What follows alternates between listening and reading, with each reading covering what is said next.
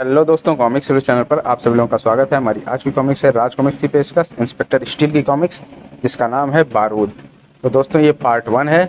चलिए शुरू करते हैं। इंस्पेक्टर स्टील का रोमांचक विशेषांक बारूद का पार्ट 1, संजय गुप्ता की पेशकश बारूद, इंस्पेक्टर स्टील सीरीज।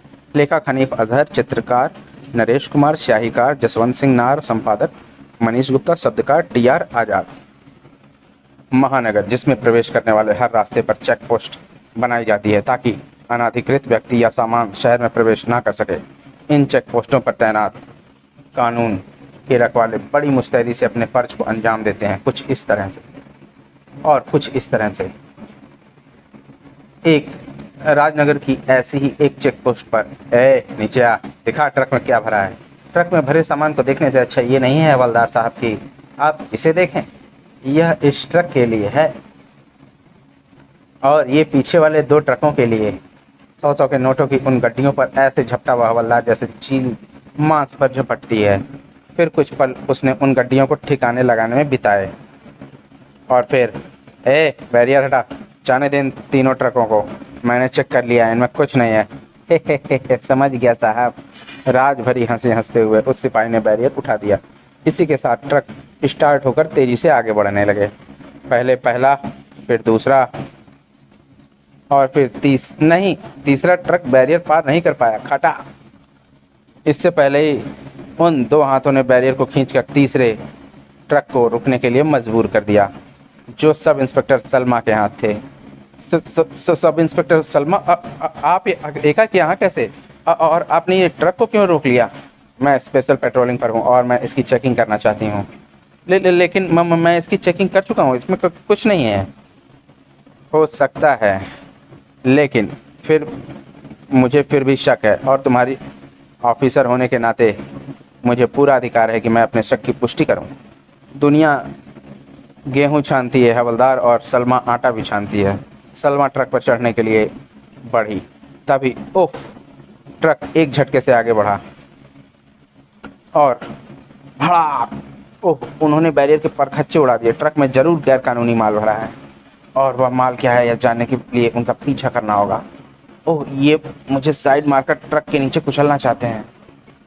कोई बात नहीं, मैं इनके पीछे ही लगी रहती हूँ, देखती हूँ कब तक ये मुझसे बचकर भागते रहेंगे। सलमा ने ट्रक के पीछे ही लगे रहने का फैसला कर लिया था, जबकि ट्रक ड्राइवर ने उससे पीछा छुड़ाने का। लगता है लेडी इंस्पेक्टर का इस दुनिया में टाइम पूरा हो गया है। कुछ क्षण बाद ही, ओह माय गॉड, ट्रक पर लदे माल पर अब कई आदमी नजर आ रहे हैं, जिनके हाथों में हथियार थमे हैं, जिनसे उगलते बारूद का निशाना मैं हूँ। इनकी हरकतों ने साबित कर दिया है कि ये बहुत बड़ा चक्कर है और चूंकि इस स्थिति में अकेले इन्हें नहीं रोक सकती, इसलिए मुझे हेडक्वार्टर से संपर्क स्थापित करके कमिश्नर साहब को सारी स्थिति समझाते हुए कहना होगा कि तर फोर्स भेजिए। ओके, तुम उनके पीछे लगी रहो, हम अभी तुम्हारे लिए मदद भेजने का प्रयास करते हैं। फिर संबंध विच्छेद करते ही कमिश्नर गुप्ता जैसे ही पलटे, वैसे ही पास ही खड़ा डीसीपी अगड़कर बोल उठा, सर मुझे आदेश दीजिए, मैं खुद फोर्स लेकर सब इंस्पेक्टर सलमा की हेल्प को पहुंच रहा हूँ। मैं जानता हूँ वह ट्रक किसका है और उसमें क्या है। अगर मैंने उस ट्रक को पुलिस के हाथे पड़ने से बचा दिया तो मैं माला माल हो जाऊंगा। डीसीपी अगड़ेकर के सभी मंसूबों पर कमिश्नर गुप्ता ने पानी फेर दिया। सब इंस्पेक्टर सलमा को मदद तुरंत चाहिए और इस काम को तुम हरगिज नहीं कर सकते, किसी और को ही भेजना होगा वहाँ। मैं जानता हूँ तुम किसे भेजोगे।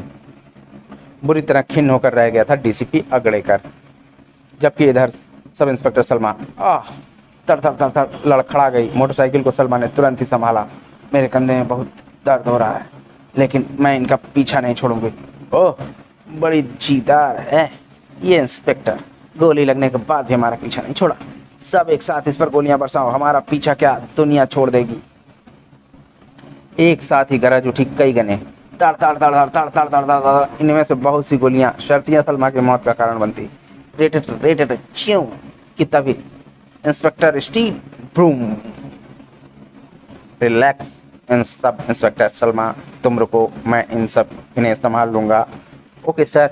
सब इंस्पेक्टर सलमा ने अपनी मोटरसाइकिल रोक दी और 100 सीसी के शक्तिशाली इंजन वाली वह स्पेशल मोटरसाइकिल सिंह सी गरजती ट्रक के पीछे भाग खड़ी हुई। बहुत भाग दौड़ कर ली तुमने, अब तुम्हें जल्द ही रोकना होगा और उसके लिए इस्तेमाल करना होगा यह तरीका। ब्रूम। हवा में तैरती हुई वह स्पेशल मोटरसाइकिल एक पल बाद ही ट्रक के सामने थी। ठक। वह आगे आ गया है, ट्रक बचा।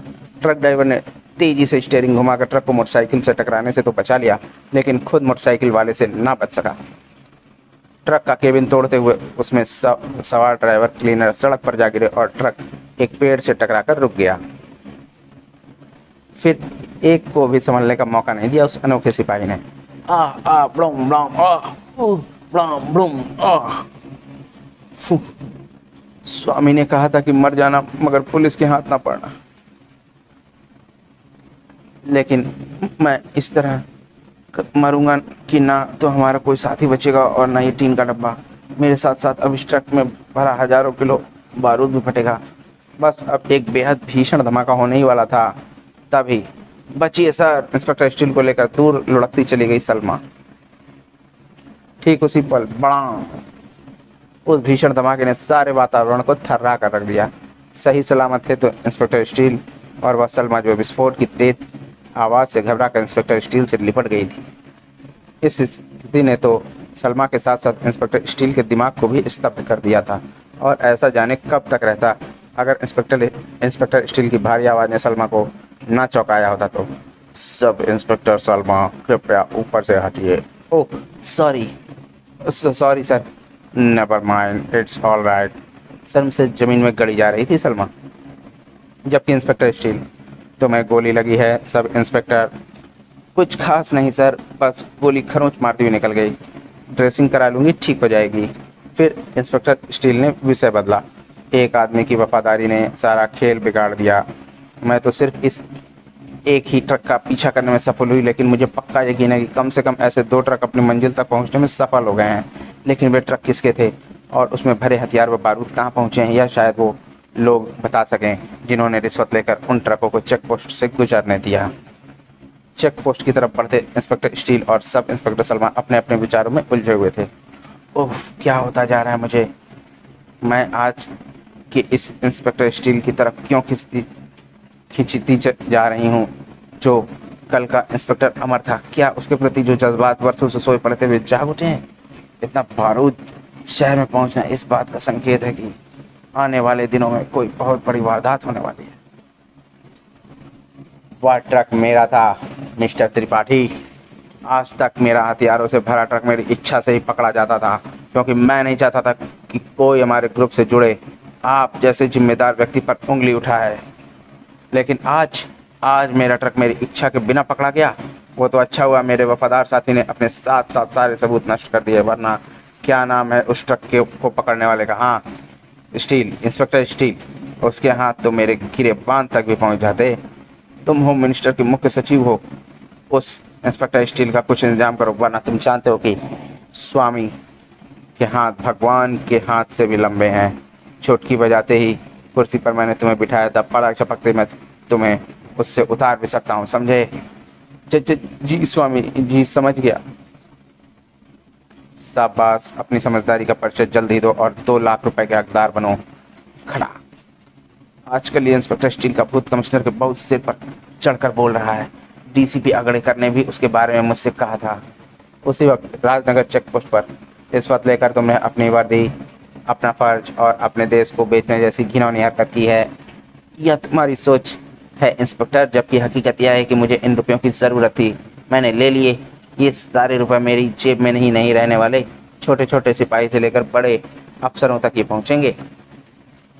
सिस्टम ऐसे ही चलता है इंस्पेक्टर। भला सोचो, विदेशों से इतना बारूद और हथियार कोई जादू से तो ले नहीं आया, सब ऊपर बैठे लोगों की वजह से हुआ है। करोड़ों रुपयों से सभी की जेब गर्म हुई है, सभी की ज़रूरत पूरी हुई है। ये तो बहती गंगा है, ऊपर बैठे लोग इसमें डुबकी लगा रहे हैं, मैंने तो सिर्फ हाथ धोए हैं। ताव में आ गया इंस्पेक्टर स्टील। तुम जैसे गद्दारों की वजह से ही यह देश आतंकवाद और अपराध के दलदल में धंसता जा रहा है। मेरा बस चले तो सबको गोली मार दूं। पता हवलदार, हथियारों से लदे हुए ट्रक किसके थे? मुझे नहीं मालूम। ओके, फिर मैं तुम्हें रिश्वत लेने के अपराध में गिरफ्तार करता हूँ। You are under arrest. इधर कमिश्नर, तुम कमिश्नर ऑफ राजनगर पुलिस हो मिस्टर गुप्ता, इसलिए तुमने सारे कायदे कानूनों को ताक में रखकर अपने रुतबे का इस्तेमाल कर एक रोबोट को इंस्पेक्टर के पद पर नियुक्त कर दिया। तुम उसको इतना ज़्यादा महत्व दे रहे हो कि एक डीसीपी के होते हुए एक महत्वपूर्ण मिशन के लिए तुमने उस रोबोट को भेजा। तुम उस रोबोट के आगे किसी पुलिसकर्मी को कोई महत्व नहीं देते। तुम्हारे इस व्यवहार से अगर पुलिस कर वालों में काम करने की इच्छा खत्म हो गई तो क्या होगा, मुझे बताइए मिस्टर गुप्ता। पहले तो मैं स्पष्ट करना चाहूँगा सर कि जिसे आप बार बार रोबोट कर रहे हैं वह पूरा रोबोट नहीं है। मेरी और आपकी तरह अच्छा बुरा सोच और समझ सकता है। और दूसरी बात यह है कि मैंने उसे अपनी मर्जी से इंस्पेक्टर के पद पर नियुक्त नहीं किया। इंस्पेक्टर अमर के रूप में वह पहले से ही उस पद पर था। उसी जाबाज इंस्पेक्टर अमर का दिमाग है उस स्टील के शरीर में। उसके शरीर की संरचना बदल जाने से उसका पद नहीं चला जाता।